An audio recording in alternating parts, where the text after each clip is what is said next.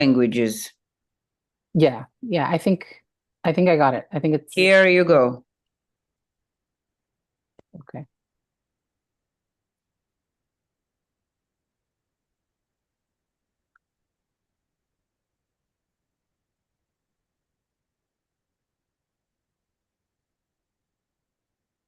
Hmm. Is it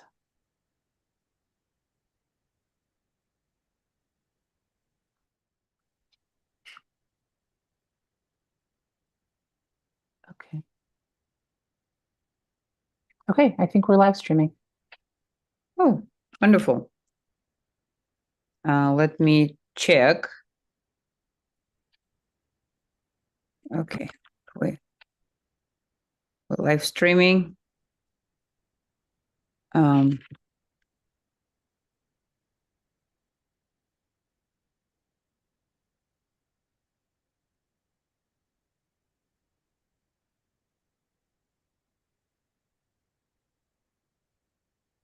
okay, just a moment.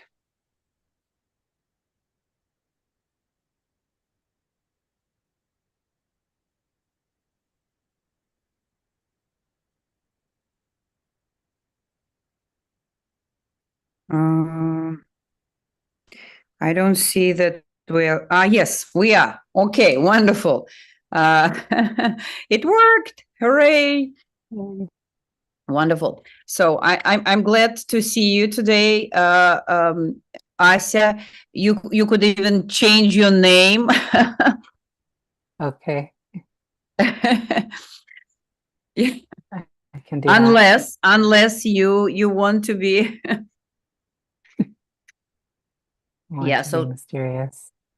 today we want to talk about why people don't change, even when they want to, when they even put effort into change. A lot of people want to change or want to change happen in their lives. And a lot of conversations are there on people being like consistent, being persistent, keeping motivation going, the right mindset, all these amazing things that are important, right? And we talk about that as well. And the default assumption of why change is not happening is that lack of discipline, lack of motivation, uh, poor execution, a lack of experience, and for individuals and for organizations. Organizations think that they need to get more training, more frameworks, more tools, more communication. So what is the reality that's happening? And we would like to talk about that today. People already know what they want to do, and they have plans. They thought it through. And the problem is not lack of knowledge. The problem is not a lack of experience. The problem is not lack of effort. So, what can you say about that on that topic? Yeah, no, it's kind of a confusing topic, and I think a lot of people are baffled by it. Like we want people and organizations, individuals want to change, they want to do something different, they really want to do it, they'll look into it, they might even hire coaches or therapists or, join different programs. Businesses put a lot of money and effort into, trainings and all of this and giving feedback, and yet change still eludes people. It's hard and it's confusing. And like you said, it's not really that people don't know what to do. Oftentimes people think, oh, I just need to know what to do. I just need somebody to tell me what to do. But really, that's actually not the problem. Most people already know what to do, they already have the information. So it's not the lack of knowledge. Yeah. Yeah, so it's not lack of knowledge. Sometimes it is, like let's be real, right? Sometimes it is lack of knowledge and lack of motivation and lack of perseverance. But in many cases it's not. So and where does it break? Where does it break down? Where does this Yeah. break down? Yeah, oftentimes people think it's like, oh, well, there's a lack of discipline, a lack of real motivation, a lack of desire, a lack of consistency or motivation, or maybe people need better tools, a clearer strategy, more accountability. Mhm. That's often, what people think they want or need, or people think, oh, like these other people, they just need XYZ. And organizations, they'll kind of buy into that. They'll respond with like more trainings, more framework, more communication, but Mhm. when you Mhm. actually look at what's happening, that's not the real issue. Um, there's already all of that is done, and yet change still doesn't happen. So, what's the real issue? What's the real issue? People, for example, meeting is going on, and there are a couple of people at this meeting, and the presenter is sharing information, and all these people are hearing this information. They are getting this information, and the problem is that they get this information differently, but there is no awareness and realization of that. They don't understand. People respond to interpretation, not reality, because interpretation is fast, is automatic, it's what we are used to, rarely questioned. So what happens is like the same situation and people assign different meanings. Let's say the person Exactly. wanted to share um, and give feedback and support, and what the person is hearing is criticism, and based on that interpretation the person will take action or will not take action and will make a decision. Mhm. Yeah, exactly. It's the meaning that we make out of this experience or the interpretation or the interaction, the feedback. So we some experience something, and then everybody kind of filters that through the story of their life, the story of their past experiences, and then they make a meaning out of what happened, and then they respond to, like, exactly like you said, they respond to the interpretation instead of actually what happened or what was intended. Absolutely. And interpretations feel like facts, like real reality, and it drives behaviors. This creates repeated conversations, persistent misalignment, no real change. So you are doing the same thing over and over again. You're interpreting something over and over again without realizing that uh, existing on a level of cognition, right? Just like hearing the information. Yeah, absolutely. And the thing about it is it happens so quickly. It's just like almost automatically. We don't Yeah, realize even that we're putting this information through a filter. And especially when people are stressed out or under pressure or feel like they're being judged or something happens that triggers their insecurities, these things, it's hard to be able to interrupt these automatic filters or assumptions that we make. yeah, yeah. So So people can go ahead. yeah, go ahead. So people can be in the same, hear the same conversation or be in the same meeting, and they walk away with two completely different conclusions. They walk away with two completely different interpretations Mhm. of the situation. And that becomes, and it isn't because people aren't capable or intelligent. It's just because they're filtering things differently. Exactly. The issue is not what is said, it's what's heard. And you can't out-train a perception problem with more information. Exactly. And unfortunately, because there is no realization and understanding of a perceptual level layer, people like look for more information, for more training, and that's where it breaks Right. down. Yeah. So if the problem is how people see and interpret, then change requires shifting how people see in real time. It requires a new set of almost like habits, awareness first, understanding of that, and then changing habits. And a lot of people go into a different direction of mindset or learning a new skill, right? Where it's right here, it's in front of you. The layer of perception is missing. Right. Yeah, and just to give an example of that, oftentimes we operate with these assumptions through our perception, or through these filters. Somebody might think, oh, my team isn't engaged. And then every interaction they have with their team, they're operating under the assumption like my team isn't engaged anyway. They're not even going to care about, nobody's going to act on this information. And they don't realize that just that filter that they're using to see everything through is actually coloring it. They won't see the effort people do make. Any little lack of engagement will be amplified for them. And so that's an example of how this becomes so insidious and so easy.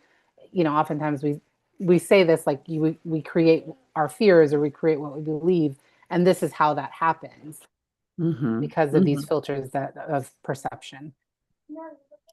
Yeah, and what actually changes when you start seeing this, this layer, this level? We shift from what should I do to how am I seeing this?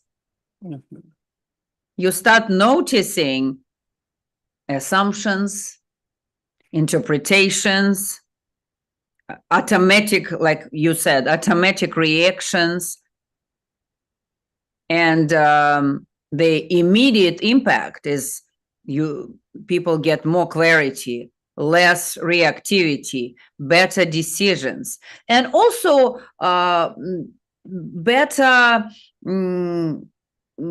like feeling about themselves. Because can you imagine if you interpreted that conversation as someone is attacking you or someone is criticizing you, and in reality it was a completely different conversation? It gives you peace of mind and clarity and truth. Yeah, absolutely. And the thing about it is this process shifting out of this perceptual filter that we all have, that we've all created at some point for various reasons. It's not something that typically happens naturally on its own. We typically need help to make that shift. Yeah, absolutely. And most people cannot shift perception alone consistently. Not because, again, they lack intelligence or understanding, but because perception feels like reality, and blind spots are invisible for the inside. That's why coaching is such an important addition, or such an important tool. Yeah. For the understanding and for the perceptual layer. Yeah, absolutely. And it's like, I think of it oftentimes like a dark room, like your subconscious is kind of a dark room, and the coach is helping you shine a light into those corners that you haven't seen in a long time. And now with that new perception, that new awareness, you're starting to notice what you're assuming, notice information you might be missing, and starting to notice like, well, what else might be true here? Yeah, yeah, yeah. And there is still a misunderstanding, misconception about coaching, that it's telling, it's advising, it's fixing, right? But in reality, that's where coaching comes in. Not as advice, not telling people what to do, not problem solving. Coaching works by making thinking visible. Mm. I love that. Like making your thinking visible, bringing it upfront, right? A lot of people say, okay, while it's in your head, it's nowhere, right? That's why people recommend you to put things on the paper, to journal, to talk through. Right. So it helps you to make your thinking visible. Yeah. Yeah. And what I love is we often talk about with coaching, it's people think coaching will help me figure out what to do differently, but it's really, we're actually working on this, starting to see how you think, change the way your perception, that perception, and then the actions will follow. It will follow naturally. When perception shifts, the behavior will follow Absolutely. without forcing it. Absolutely. And also learning, understanding your thinking and why you think this way. Why in that moment when someone shared with you information, you went into the direction of they're judging me, or they're criticizing me, right? Like, why did you go that direction? Why it was your quick reaction to think this way? So it challenges your thinking, and it also gives you a clarity where this thinking came from, how it was created. Why do you think the way you think? And the other person is thinking a different way because of our differences, because we grew up differently, because we had different upbringings, because our families told us different things. Like it's shows you your thinking, and it also helps you to understand where this thinking came from. Right. And when you start to have that deeper awareness, that that shift in perception, everything can become clear in really practical ways. Your conversations can become clearer. There's less misunderstanding. Decisions become simpler. And like I said, action will naturally follow. Action will naturally be different. It won't have to be a force or a true exertion of like just willpower or things like that. And a lot of what we call these complex, and we realize a lot of what we call these complex problems are actually misinterpretations that just haven't been questioned. Yes, yes, absolutely. Sounds like a small, simple shift, right? Mm-hmm. But first of all, it's not that simple because people are not used to that, right? People are not used to. It's a new habit. It's a new muscle to learn, and coaching, intuitive life coaching, can support that learning. And in organizations, in the teams, if teams operate from different interpretations, because they do, Mm-hmm. alignment breaks, communication loops repeat, execution suffers greatly, and coaching becomes not a perk, not like a fashionable, trendy thing to do, like do you have a coach? Or who is your who is your coach, or what company do you work with, right? Not like a perk, not support. but a way to improve how people think, interpret, respond, that will lead to better decisions, great communication, productivity, and overall happiness and satisfaction at your work. Right, absolutely. And I think that's a really important point that I want to emphasize is that for most people, they can't do this kind of work on their own consistently. And that's really where coaching comes in. And that's the accountability. It's not, did you do this and you're a good boy or a bad boy, if you didn't do it. It's that showing up consistently, you know, being able to see that perception and to shift that perception and to become aware of it and then notice when you like, oh wow, I fell back into my old filters and now this is something new. So that's where the coach comes in, and that's the power of coaching. Yeah. Coaching works because it operates at the level where real change actually happens. And change doesn't fail because people don't try. It fails because they're acting on a limited way of seeing. Mm-hmm. Right. And that's when their blind spots kind of stay invisible. It's like me driving in the car that I really enjoyed driving once, Mustang, a Ford Mustang, great car, but there was so many blind spots. It like when there was a decision for me to make at some point about the car, I loved it, but I'm like, no, I can't do it because there are so many blind spots, and it's blind spots become danger in your life, in your relationships, in your work. Right.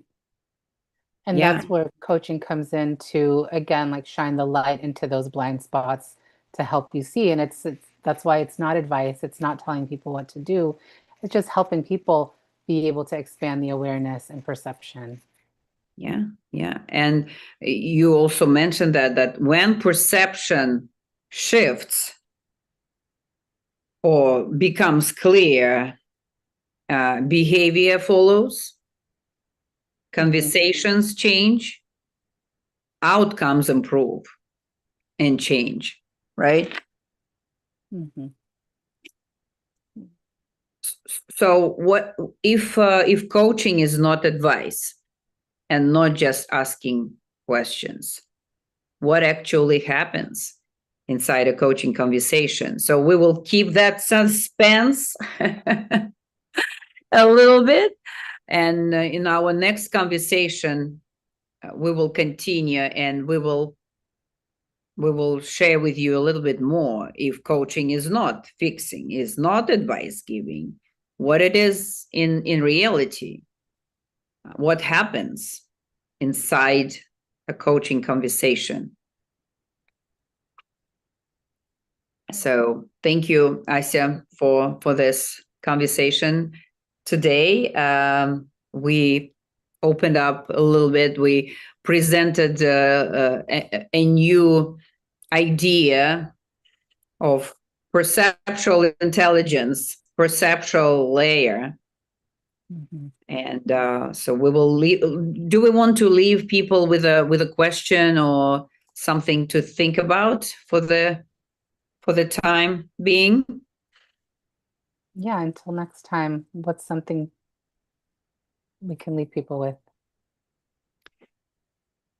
Like maybe to pay attention and to notice the next conversation they have. Notice their own thinking. Right.